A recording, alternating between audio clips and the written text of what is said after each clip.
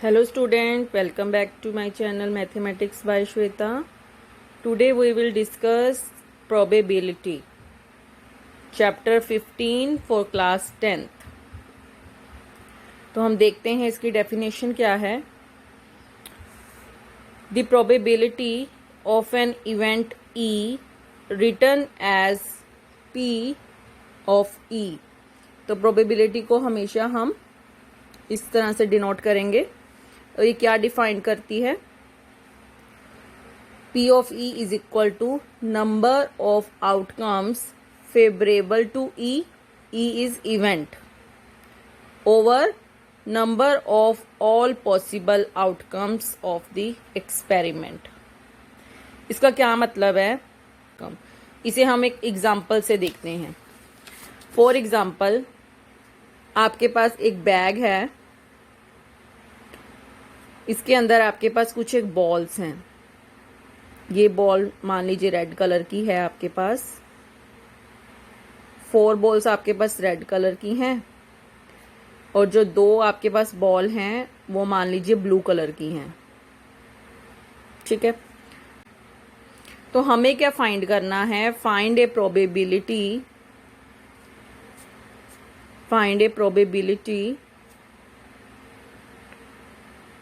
for getting a red ball.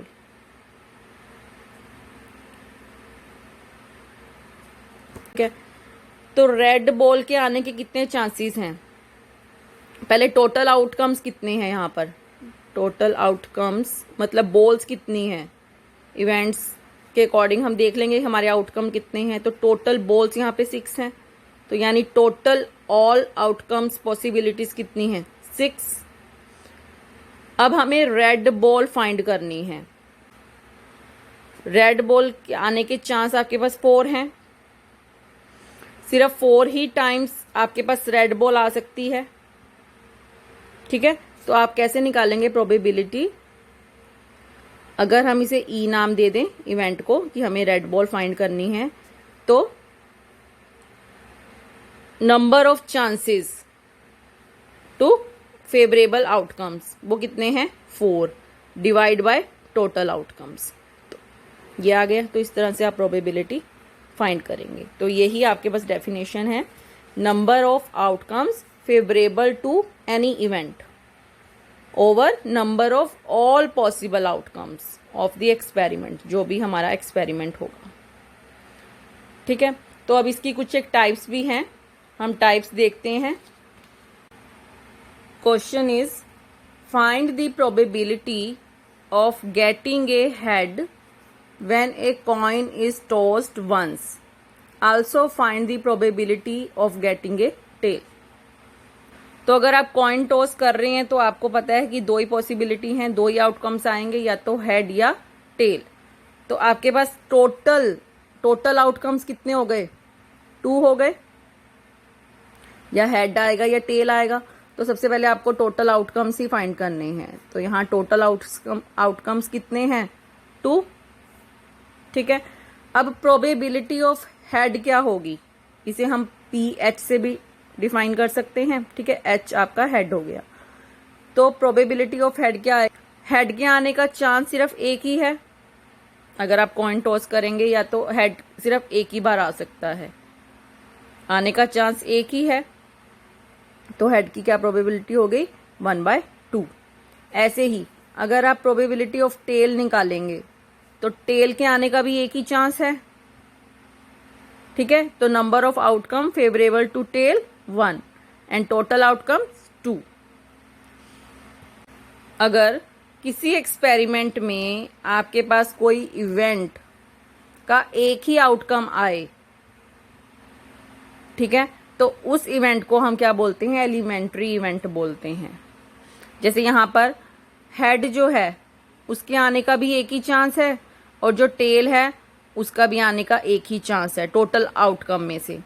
तो जब ऐसे इवेंट्स होते हैं इन्हें हम क्या बोलते हैं? एलिमेंट्री इवेंट बोलते हैं. जैसे हम एक एग्जांपल और लेते हैं. मान लीजिए आपके पास तो एक बैग में हमने एक ब्लू बॉल ली, एक रेड बॉल ली और एक पिंक बॉल ली. ठीक है, ठीक है। तो टोटल आउटकम्स कितने हैं? टोटल आउटकम मतलब टोटल बॉल्स कितनी हैं यहाँ पर? 3 हैं। अगर मुझे प्रोबेबिलिटी निकालनी हो ब्लू बॉल की, ब्लू बॉल की प्रोबेबिलिटी कितनी है? ब्लू बॉल 1 है तो एक ही चांस है उसका बाहर आने का, ठीक है। तो ये क्या हो जाएगी? 1 अपॉन टोटल आउटकम्स। इसी तरह से अगर मुझे रेड बॉल की प्रोबेबिलिटी निकालनी हो, प्रोबेबिलिटी ऑफ रेड, तो उसके भी आने का एक ही चांस है, तो 1/3। और प्रोबेबिलिटी ऑफ पिंक बॉल की अगर मुझे निकालनी हो प्रोबेबिलिटी, तो वो भी 1/3 है। तो जो इस तरह के इवेंट्स हैं आपके पास जिनकी आउटकम सिर्फ 1 हो, ठीक है, टोटल आउटकम में से, तो ऐसे इवेंट्स को हम क्या बोलते हैं? Elementary events. तो यहां पर जो आउटकम्स आ रही हैं वो आपकी इक्वली हैं, इक्वल आउटकम्स आ रही हैं सभी की, तो इन्हें हम क्या बोलेंगे? इक्वली लाइकली आउटकम्स, ठीक है। और एलिमेंट्री इवेंट्स का जो सम अगर हम निकालें इन तीनों का, तो ये 1 के इक्वल आता है आपका। करके भी देखते हैं, जैसे 1/3, 1/3 प्लस 1/3 किसके इक्वल हो जाएगा? 3/3 के, तो ये 1 ही आएगा। ऐसे ही जब हमने हेड और टेल का क्वेश्चन लिया था, तो यहां पर भी आपका probability of head plus probability of tail 1 के इक्वल आती है। इसे 1/2 प्लस 1/2 इज इक्वल टू 2/2, तो ये 1 आएगा। तो इन इवेंट्स को हम क्या बोलते हैं? Elementary event. तो प्रोबेबिलिटी की एक टाइप हमने देखी, एलिमेंट्री इवेंट की, ठीक है। नेक्स्ट टाइप देखेंगे अब हम कॉम्प्लीमेंट्री इवेंट की। कॉम्प्लीमेंट्री इवेंट क्या होता है उसे भी हम एक एग्जांपल से देखते हैं। एग्जांपल क्या है? Suppose we throw a die once, तो what is the probability of getting a number greater than 4? And second में what is the probability of getting a number less than और इक्वल टू 4? हमें एक dice है, उसे throw करना है एक ही बार। तो डाइस में पहले टोटल आउटकम्स आपके पास क्या होंगे? डाइस में नंबर्स कौन से होते हैं? 1 2 3 4 5 6, यही नंबर होते हैं। तो टोटल आउटकम्स कितने हो गए? 6। अब फर्स्ट पार्ट में हमें प्रोबेबिलिटी किसकी निकालनी है? Of getting a number greater than 4। तो इसे मैं ई सपोज कर लेती हूं कि ये ई जो है वो क्या है? वो इवेंट है of getting a number greater than 4। And जो सेकंड पार्ट है उसे मैं नाम दे देती हूं एफ। वो क्या है? Event of getting a number less than और इक्वल टू 4, ठीक है। तो ई में आउटकम्स कितने आएंगे? फेवरेबल केसेस कितने आएंगे? ग्रेटर देन 4 कौन कौन से नंबर हो सकते हैं डाइस में ग्रेटर देन 4? 5 और 6 ही होता है, तो 5 और 6 लिख दिया। और एफ में getting a number less than और इक्वल टू 4, मतलब इक्वल टू 4 भी और उससे लेस देन भी। तो वो केसेस कौन से हैं? वो हैं 1 2 3 4। तो अगर हम प्रोबेबिलिटी निकालें ई की, तो favourable cases over total cases, favourable 2 हैं और टोटल 6 हैं, तो प्रोबेबिलिटी ऑफ ई ये आ जाएगी और प्रोबेबिलिटी ऑफ एफ ये आ जाएगी 4। अब ये एफ में 4 केसेस हैं, डिवाइड बाय 6। तो यहां पर आपने क्या इज्यूम किया? जो ई था, ई आपके पास क्या है? Greater than 4। ई जो है वो कौन से नंबर हैं? Greater than 4। और जो एफ में नंबर हैं वो क्या है? Less than equal to 4। अगर वो नंबर जो ई में नहीं है वो एफ में है,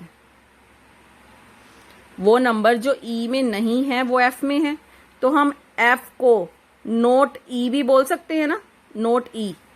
एफ में वो नंबर हैं जो ई में नहीं है, ठीक है ना। इसे तो एफ को हम ई बार लिख सकते हैं अब, ठीक है। तो यहां पर हमने यही लिखा है, मतलब वो नंबर जो ई में नहीं है वो एफ में है, ठीक है, तो एफ को हमने बोल दिया नॉट ई, और इन दोनों का जो सम है वो भी 1 है। अगर हम इन दोनों का सम निकालें, probability of E plus probability of E bar, तो वो आपके पास क्या आ रहा है, 1 आ रहा है। ठीक है, तो ई एंड ई बार क्या हो गए, ये कंप्लीमेंट्री इवेंट हो गया आपके पास, मतलब वो वैल्यूज जो ई में नहीं है। ई में तो इसके फेवरेबल केसेस हैं, तो एफ में नॉन फेवरेबल केसेस हैं, ऐसे भी बोल सकते हैं। तो अगर आपको नॉन फेवरेबल केसेस में प्रोबेबिलिटी निकालनी हो तो आप कैसे निकाल सकते हैं, 1 माइनस जो फेवरेबल केसेस की प्रोबेबिलिटी है उसे लिख लेंगे। ठीक है, तो ये कॉम्प्लीमेंट्री इवेंट का एक टाइप है।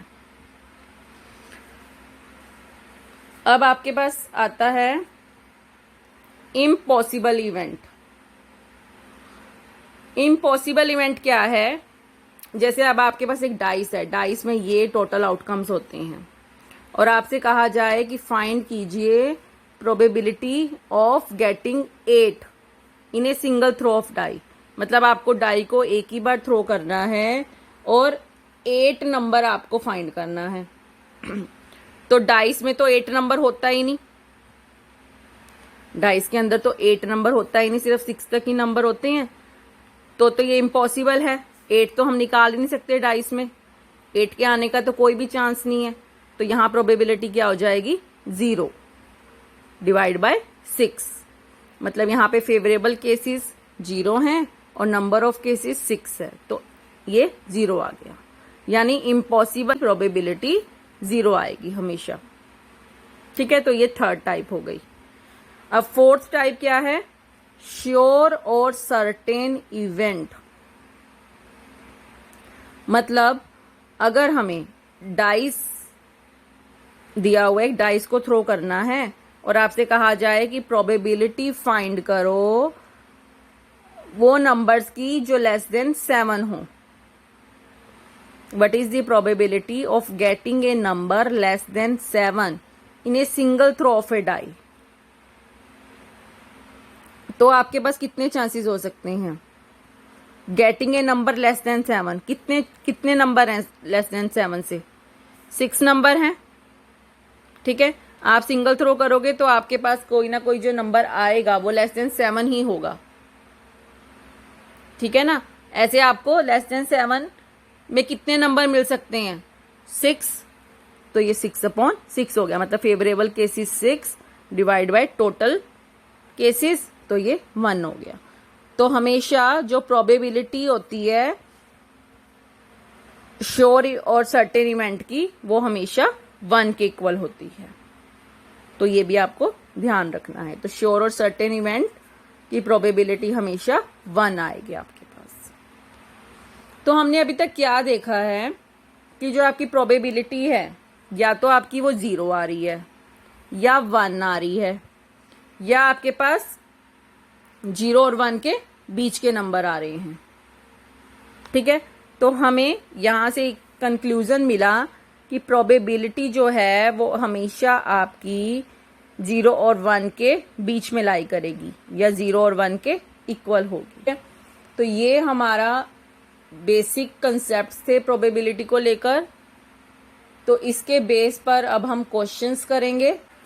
तो फर्स्ट क्वेश्चन देखते हैं, कंप्लीट द फॉलोइंग स्टेटमेंट्स।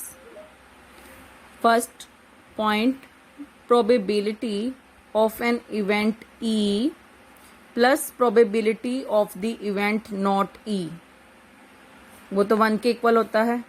मैंने अभी आपको बताया भी पीछे कि probability of E plus probability of not E, मतलब ई बार, ये हमेशा 1 के इक्वल होता है। ठीक है, next, the probability of an event that can not happen is dash, such an event is called. जो इवेंट हो ही नहीं सकता तो उसकी प्रोबेबिलिटी क्या होगी, 0। जैसे हमने एग्जाम्पल लिया था पीछे कि डाइस को हमने थ्रो किया है तो 8 के आने की प्रोबेबिलिटी क्या होगी। तो डाइस में तो 8 नंबर आ ही नहीं सकता, वो हो ही नहीं सकता, तो उसकी प्रोबेबिलिटी तो 0 आई थी। तो यहाँ पर भी वही केस है कि कोई भी इवेंट है जो हो ही नहीं सकता उसकी प्रोबेबिलिटी 0 होगी, और इस इवेंट को फिर हम क्या बोलते हैं, इम्पॉसिबल इवेंट।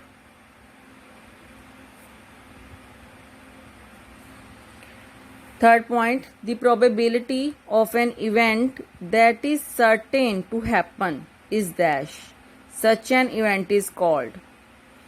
मतलब जो सर्टेन है, श्योर है, श्योर और सर्टेन इवेंट हमने पढ़ा ना, उसकी प्रोबेबिलिटी हमेशा 1 आती है, और इसे हम क्या बोलते हैं, श्योर और सर्टेन इवेंट। इसको भी हमने पीछे देखा है अभी, ठीक है। Fourth, the sum of the probability of all the elementary event of an experiment is 1। हमने अभी एलिमेंट्री इवेंट में भी एग्जाम्पल देखा था कि हेड के आने के भी चांस 1 है और टेल के आने का भी चांस 1 है। तो वो दोनों जो इवेंट्स थे वो क्या थे, एलिमेंट्री इवेंट थे, क्योंकि उनके आउटकम इक्वली लाइकली हैं। तो अगर हम उनका सम निकालें तो वो 1 के इक्वल होता है, ठीक है। Fifth point, the probability of an event is greater than और equal to dash and less than और इक्वल टू डैश। तो हमने अभी पढ़ा है कि जो प्रोबेबिलिटी होती है वो 0 और 1 के बीच में लाई करती है या उनके इक्वल होती है। तो प्रोबेबिलिटी ग्रेटर किससे है, 0 से, और इक्वल भी है, और लेस देन किससे है, 1 से, और उसके इक्वल भी है, ठीक है। तो ये हो गया फर्स्ट क्वेश्चन। नेक्स्ट क्वेश्चन देखते हैं second, which of the following experiments have equally likely outcome, explain. तो इक्वली लाइकली आउटकम्स आपको समझ आ गए, ऐसे आउटकम्स जिनके आने के चांस इक्वल हों, ठीक है। तो हम देखते हैं, a driver attempts to start a car, the car start और डज नॉट स्टार्ट। तो यहाँ पर तो आपको आउटकम्स ही नहीं पता चल रहे हैं, ठीक है। हो सकता है कि जो वो ड्राइवर है उसे कार चलाना आता ही ना हो, ठीक है, तो वो स्टार्ट नहीं कर पाएगा। लेकिन अगर उसे कार चलानी आती है तो वो स्टार्ट कर पाएगा। बट हमें यहाँ पर आउटकम्स की तो श्योरिटी नहीं है कि आउटकम्स क्या होंगे, ठीक है। तो ये आपके पास क्या होगा, not equally likely event outcomes. यहाँ पर आउटकम्स की श्योरिटी नहीं है कि आउटकम्स क्या हैं। अगर हमें आउटकम्स की श्योरिटी हो तब हम चेक कर सकते हैं कि प्रोबेबिलिटी जो है वो कैसी आ रही है। तो यहाँ पर नॉट इक्वली लाइकली आउटकम्स हो जाएगा। Second, A player shot A basketball, he she shot और मिसिस द शॉट। तो यहाँ पर भी सेम वही केस आ रहा है, ड्राइवर वाला ही। तो यहाँ पर भी हमें श्योरिटी नहीं है आउटकम्स की कि वो क्या पता वो प्लेयर है या नहीं है बास्केटबॉल का। तो यहाँ पर भी हम आउटकम्स नहीं बता पा रहे हैं। तो ये भी आपके पास क्या है, नॉट इक्वली लाइकली आउटकम्स। अब थर्ड क्या है, a trial is made to answer a true false question, the answer is right और रॉन्ग। तो यहां पर आपके पास क्या है, हमें किसी क्वेश्चन के आंसर देना है।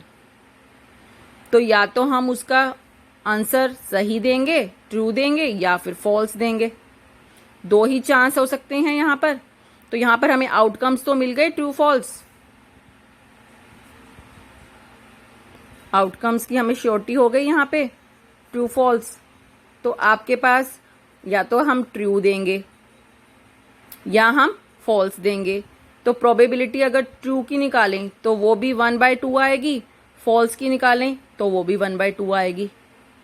तो आपके पास जो ये आउटकम्स हैं ये इक्वली लाइकली आउटकम्स बन गए, तो इसे हम कह देंगे this is equally likely outcomes.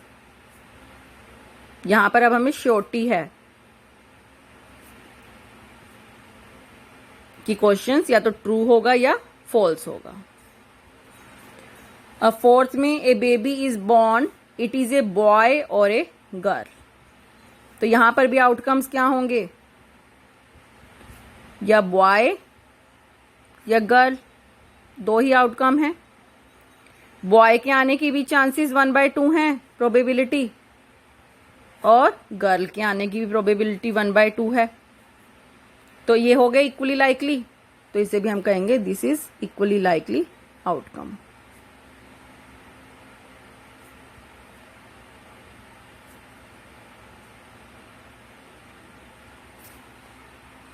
Third देखते हैं, why is tossing a coin considered to be a fair way of deciding which team should get the ball at the beginning of a football game. Football game में हम coin को toss करना ही क्यों fair मानते हैं, वो पूछ रहे हैं क्वेश्चन में। वो इसलिए क्योंकि हमारे पास यहां पर भी कॉइन को टॉस करने पर आउटकम जो मिलते हैं वो आपको या तो हेड मिलता है या टेल मिलता है, ठीक है। और हेड के आने के भी चांसेस 1 ही हैं टोटल आउटकम में से, और टेल के आने की भी प्रोबेबिलिटी 1/2 है, ठीक है। तो ये ही एक फेयर वे है कि आपके पास कौन सी टीम स्टार्टिंग में प्ले करेगी। कॉइन को ही टॉस करके हम फेयरली बता सकते हैं कि कौन सी टीम स्टार्टिंग में खेलेगी, क्योंकि उसके इक्वल चांस हैं। Which of the following can not be the probability of an event. तो आपको बताना है कि कौन सी ये प्रोबेबिलिटी नहीं हो सकती।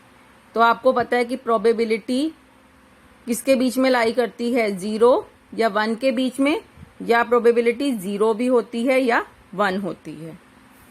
तो 2/3 है, वो कहाँ आ रहा है, 0 और 1 के बीच में लाई करता है। अगर हम इसकी वैल्यू निकालें तो 0.6 समथिंग आएगी, वो 0 और 1 के बीच में लाई करती है, तो ये आपकी प्रोबेबिलिटी है। अब -1.5 नेगेटिव वैल्यू तो हमारी प्रोबेबिलिटी में नहीं आती, तो ये आपकी प्रोबेबिलिटी नहीं है। सी पार्ट, इसे हम कैसे लिख सकते हैं, 15/100। परसेंटेज का मतलब 100 है, 1/100। तो ये भी आपका क्या आ रहा है, 0.15। 0.15 भी लाई करता है इसके बीच में, तो दैट मीन्स ये भी आपकी प्रोबेबिलिटी है।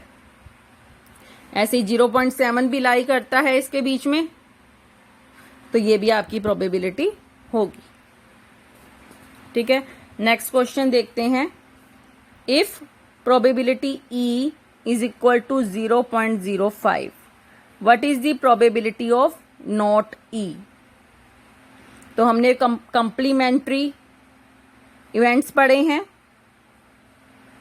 वो क्या होते हैं, probability of event plus probability of not happening event is equal to 1। ये हैपनिंग इवेंट है और ये नॉट हैपनिंग इवेंट है, और ये कंप्लीमेंट्री हैं दोनों। तो हमने ये पढ़ा है 1 minus probability of happening event, और ये आपके पास गिवन है 0.05। तो आप निकाल सकते हैं, क्या आ जाएगा, 0.95। ये आपका आंसर है।